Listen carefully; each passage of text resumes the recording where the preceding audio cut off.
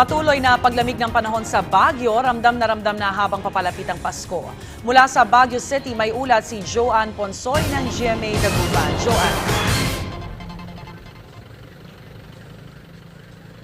Rhea, inaasahan na nga ang pagdagsa ng mas maraming bisita dito sa City of Pines kasabay nga ng nararanasang malamig na temperatura. Sa ngayon nga ay pumapalo na sa 13.4 degrees Celsius ang klima dito sa syudad. Ayon naman sa pag-asa, normal lang itong ganitong temperatura lalo na sa buwan nga ng Nobyembre at Disyembre. At dahil nandito na rin ang ating mga kapuso, hindi nila kinakaligtaan lang magtungo sa mga puok-pasyalan, kabilang dyan ang Burnham Park kung saan tayo naroroon. Sa mga oras ito, ang Burnham Park hindi lang nagsisilbing parke sa mga ating mga kapuso, nagsisilbi na rin itong grounds for jogging at zumba para maibsan nga itong lamig ng temperatura at para pagpawisan. Ayon naman sa City Tourism Office ay mas pinapaganda na rin nila itong mga puok pasyalan. Sa katunayan nga, sa pag-iikot natin dito sa City of Pines ay may mga nakita na tayong Christmas Village na maaga ipinatayo dito sa lungsod. Sa tala naman ng Hotel and Restaurant Association ay tuloy-tuloy yung natatanggap nilang bookings ng ating mga kapuso.